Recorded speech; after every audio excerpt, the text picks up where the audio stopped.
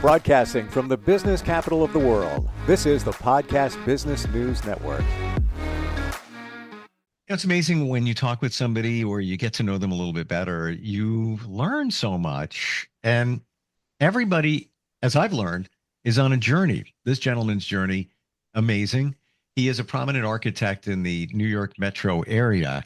But before that, he was a tennis pro, a tennis legend. And we're going to go back with him and talk about some of those stories. I mean, literally, when he was in his teens, low 20s, he was crushing it in the tennis world. He just wrote a book about it as well. I learned a lot from him, even just making choices in life and how to go for what you really want. Mr. John Riggio is back with us. Hey, John, how you doing? Great. Hi, Steve. How's everything there? Very well. And before we continue, I want you to give us the title of the book. And there's a reason I want you to. Go ahead.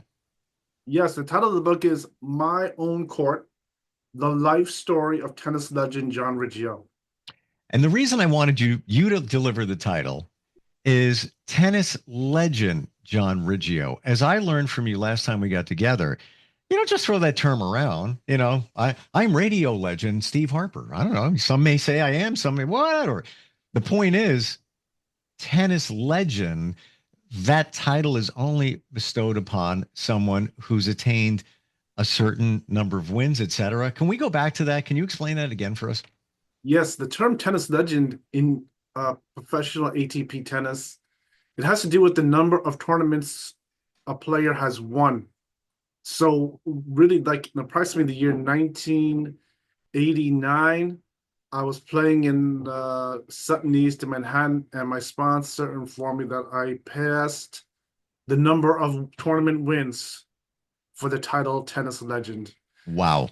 I had no idea that there was, I just thought, we'll just throw that title or, a tennis legend could be somebody that is recognizable in the tennis world. You were back in the day, but you think of some of those, names that come up, Bjorn Borg and on and on and on, call them tennis legends. I don't know if they've actually won, a certain number of games, but you recognize the names because of media, endorsements, blah, blah, blah, blah, blah. No, but there's a reason you get that title based on the number of wins that you've had, your performance. Yeah, I think years later, after I had stopped playing tennis, I had met some players that you usually see on television, and a lot of them were younger players too. There was a number of younger players, but they all knew about my playing on court 33. So I was already a legend at that point too. They know about my playing, my excellent winning of playing these upper tournaments.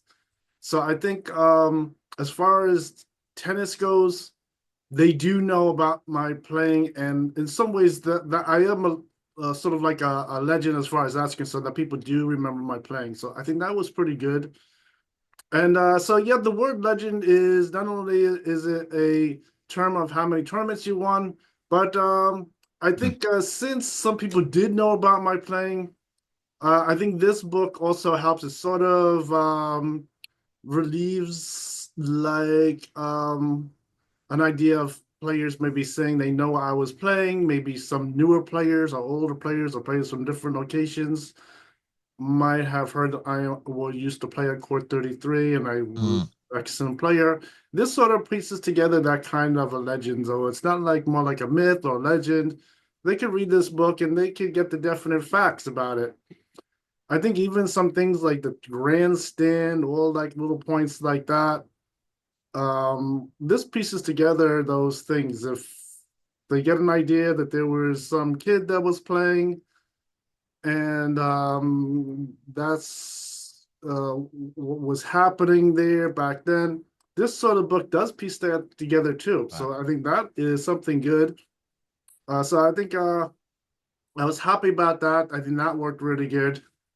And so that's what really was going on as far as the tennis legend. So I just put the word tennis legend. I think the title also, I made the title very straightforward, saying my own court and then the tennis legend. So you don't think it's a story about something else, own court or legend. or what kind of sport. I just put those words in there. So if you read the title, it's all there for you. You can just get the idea. And then when you read the book, it puts all the pieces together. And I kept the book as straightforward as possible. Try to take out as many things that would divert your attention to what was happening.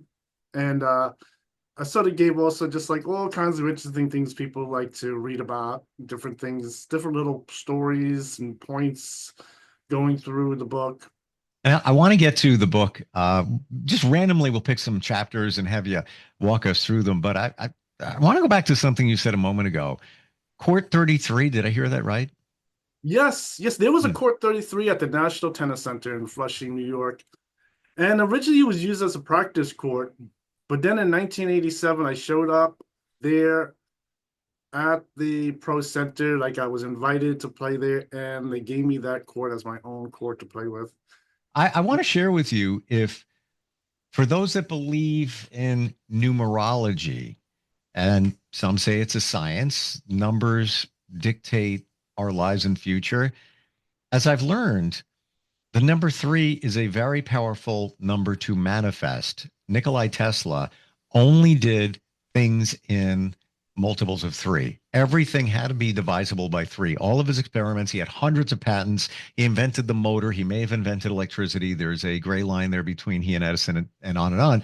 And double numbers are very powerful in terms of success. 3, 3. Just saying.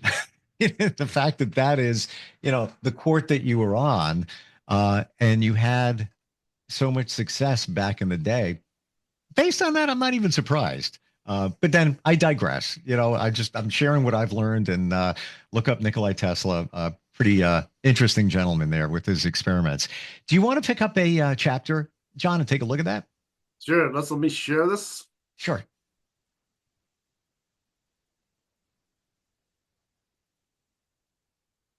Okay, so I think you can see on the screen, this is the Kindle, and Gotcha. it shows the list of chapters. So it's a total of 13 plus one for the introduction. And I think most recently, as I was writing the book, I started to remember even more stories.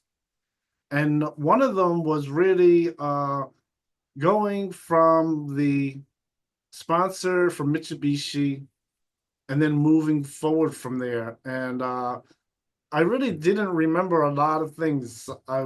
Over the years, I wasn't really dwelling on this with the life story and everything. But as I started to write it, I started to remember more and more things. And so one thing was happening here, so let's go over to the international view, was really the story heading through with the Mitsubishi. And I talk about some things about just discussing tennis with them. And then from there, it becomes a little more serious, trying to really get myself onto the court. So what happens here, I think at one point, I described going to Hawaii. And that I was able to make directly with the sponsors in Japan. Everything worked out very good in Hawaii. I just showed some pictures of the hotel, the experience of going there, trying to set some things up from the future. But in fact, this was a little like a turning point I want with talking to the sponsors in Japan. The reason was because there were so many things happening in my personal life with my girlfriend Delilah at the time, that instead of me going back to Hawaii, even by myself, it ended up where I really tried harder to just get back playing on the tour. And this resulted in me talking to the sponsors in Japan, but in their one of their other offices, and putting together a new investor, and that was the investor with Adidas. Mm-hmm. From Adidas, their friend with Reebok, they also signed on to my contract, and this was Reebok in Britain. And from there, I was able to finally put together Mitsubishi Japan, Adidas, Reebok, and the whole thing was then run by Leona Helmsley. And this was something I had just remembered recently. And that put together a really nice um, run of playing my tennis, and I was able to play with them for a while, winning a lot of tournaments again. And this fulfilled the whole thing with everyone getting money from my contract, that it wasn't something funny, that my contract was going so high. And the contract started to grow, went from 100 million to 120 million. And then it went all the way up to then 140 million. And then there was payments. So at that time with Leona Helmsley, it was 140 million plus. So this was really big, and so it kept my contract at the top. And I discussed this in the book, talking about my lawyer, talking about how I was also called back to a businessman in Japan who I was doing some nice things with, and talking to him. So he was in on the investment with the my sport playing too. And so this made it where everything became a success at this point. And I discussed the playing, and I think like with every chapter, things are going good, and there might have some disruptions. Someone might things change. I think from that chapter, the only thing that really stopped my playing with Leone Helmsley was really the death of Mr. Helmsley, which was unfortunate. But I think Miss Leona Helmsley envisioned me playing for her for maybe 5 years in time. And so this whole thing with the tennis, it did stop. But then from there, I show all the different things that had to happen, that had to go over to the Helmsley family. And from that, they found a new investor with Mr. Kellogg, and I continued to play there. And And let's just share with everybody, when we say Mr. Kellogg, you're talking about the Kellogg company that makes breakfast cereals, right? yes, that's correct. Yes. Wow. And also I just want to throw in here because you mentioned it before and I saw it as on the video as you're scrolling through the Kindle of the book.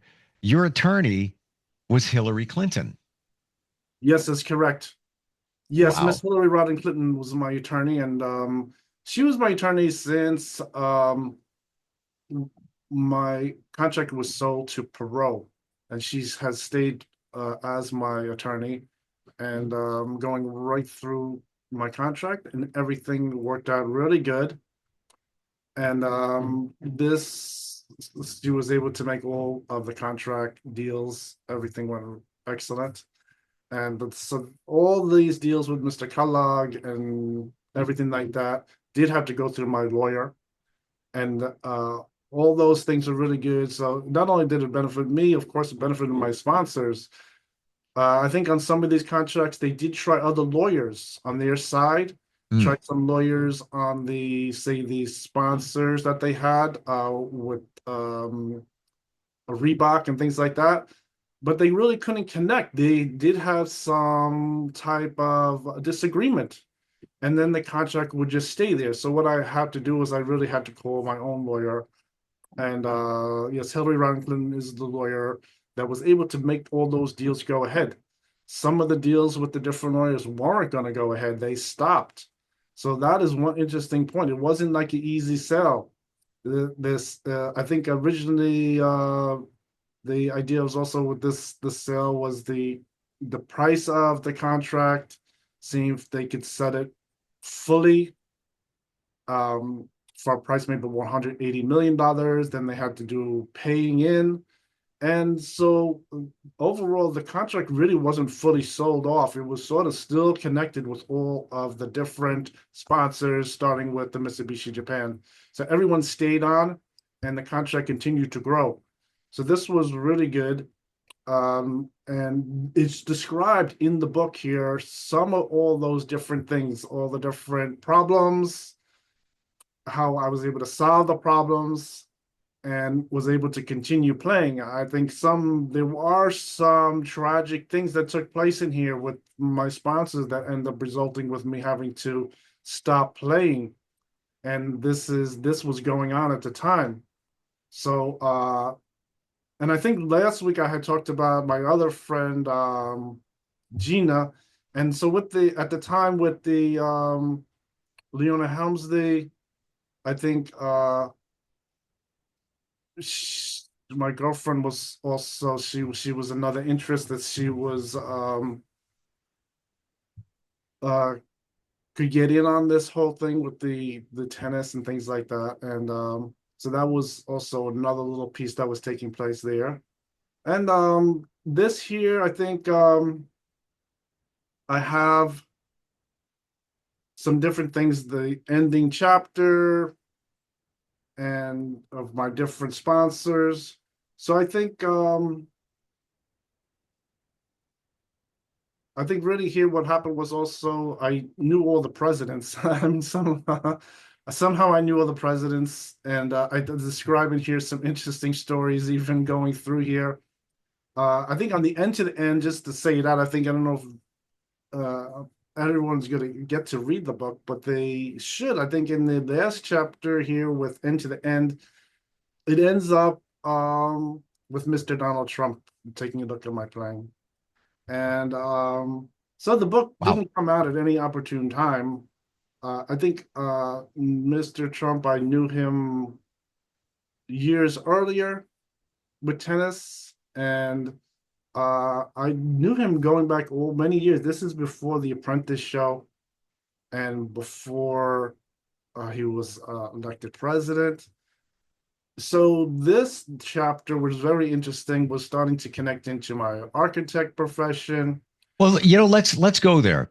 From tennis to architecture, you talk about in this chapter, which is chapter 10, the end of the end, somebody named Sonny, and you were working for Sonny, who was an architect. Was that the first job that you got?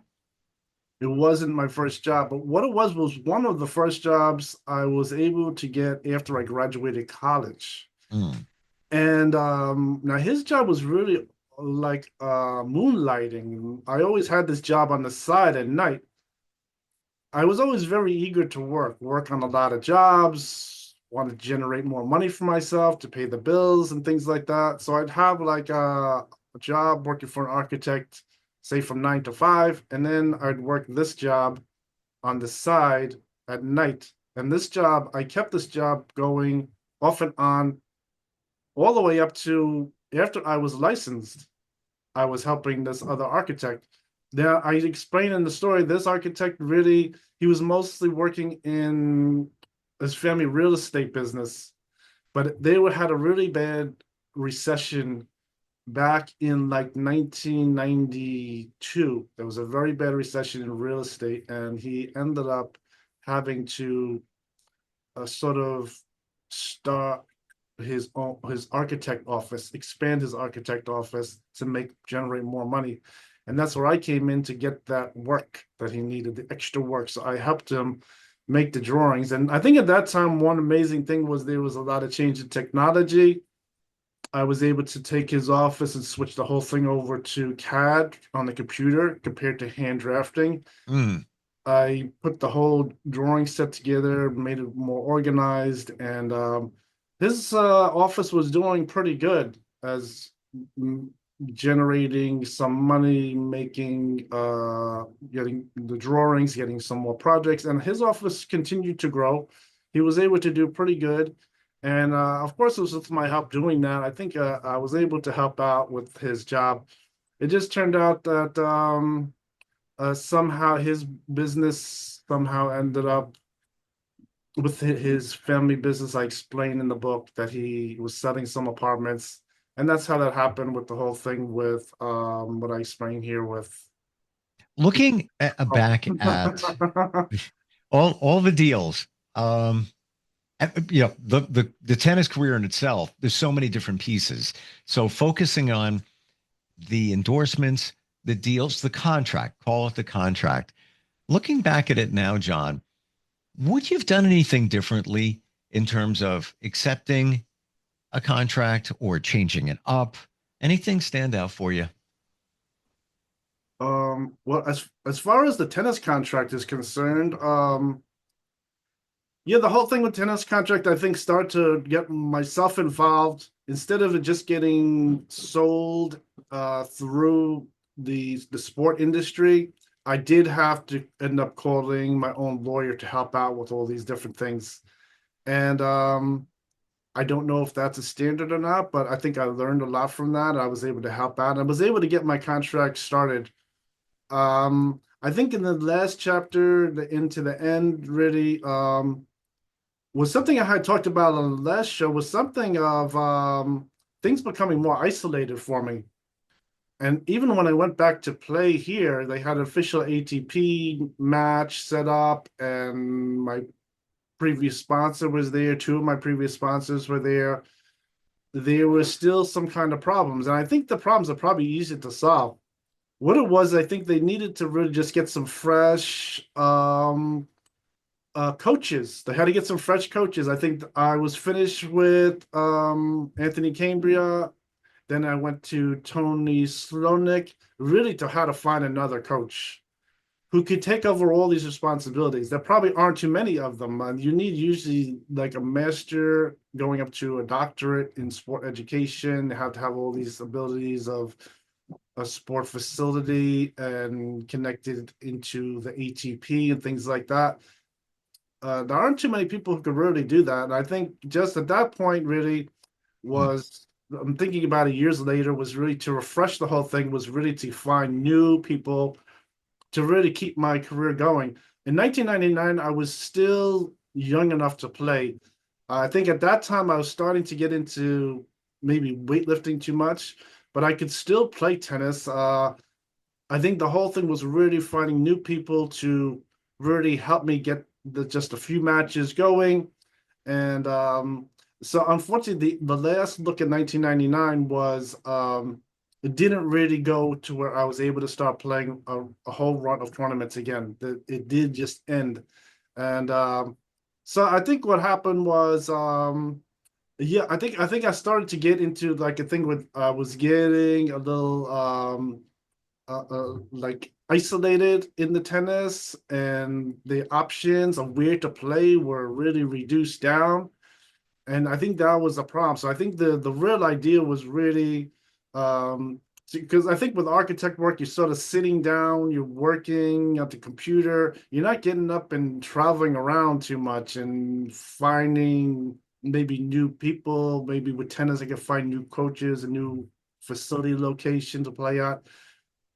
You So know, I that's a wasn't. great point you bring up there. I never thought of it that way, John. We're just about out of time, but I never look at the difference. You're on the court, you're playing, you're moving all the time. Then, as an architect, let's be honest. Same thing here. We're sitting, we're working in front of a screen. It's not the same activity. It's like you had the best of both worlds at that time. Do you miss being active and moving all the time as you were when you were playing tennis?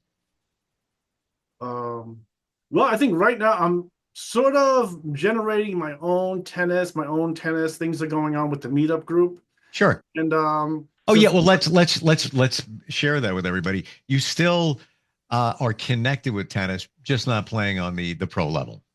that's correct. I'm still teaching tennis each weekend. My group has just made 1,700 people, and that's really a Wow. rotation. Some people leave, some people join each Sure, month. sure. It's slowly growing. That's a lot of people, so they all come and play. I teach a lot of them on Sundays. Some of them are already experienced, and I Wow. play some tennis with them. So I think that is pretty good for now. So So you really do have the best of both worlds. I didn't realize you were that active in terms of the group and teaching on weekends. Wow, good for you. That's yes, I great. think this is sort of like building again from the beginning, like with my tennis club Right. where I have people to play with. I'm sort of taking control of myself with my own book, and recently last summer I was over in Japan again and was able to talk to my old sponsors. Wow. So I was sort of just building on my own. I think looking at the last chapter, the end of the end, I think you get the idea. I put in some interesting things that things sort of started to become a little isolated.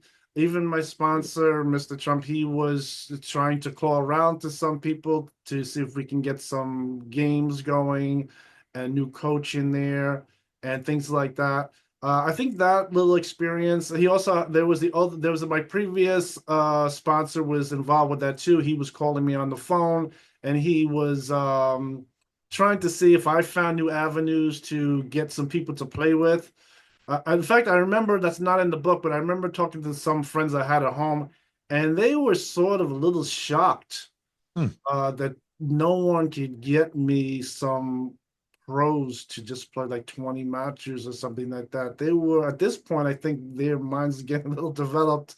They didn't want to that particular group didn't want to do a club. So I think it took a long time for me to get back into tennis, but it sort of resulted where I really had to find my own direction and build it up. Now I'm too old to play that type of tennis, but Sure. I think trying to build back a little tennis like that is enjoyable and things are pretty good like that. But I think Totally. Who am I going to take lessons from? A tennis legend. You know? this is one picture that's around 1999 of myself. I'm still very thin. Wow.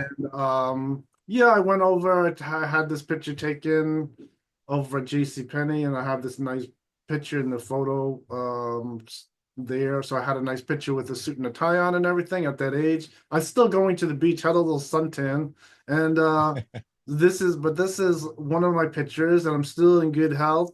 And that's all the way like in 1999. So that's when I went there.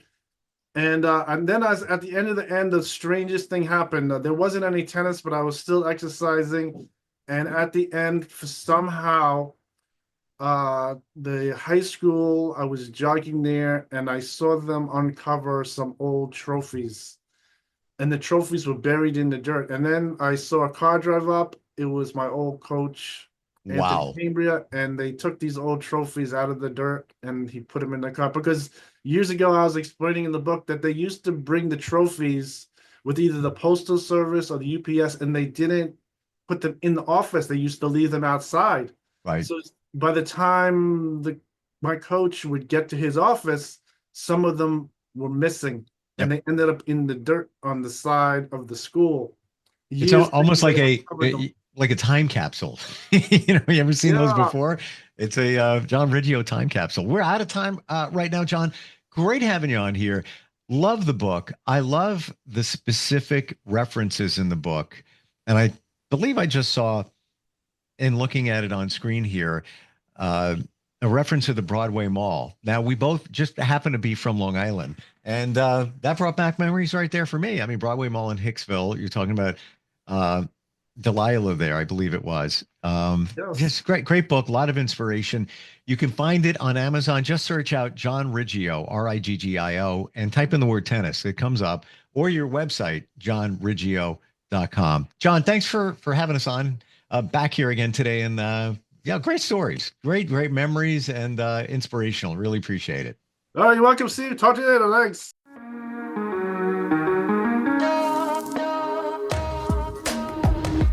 Broadcasting from the business capital of the world, this is the Podcast Business News Network.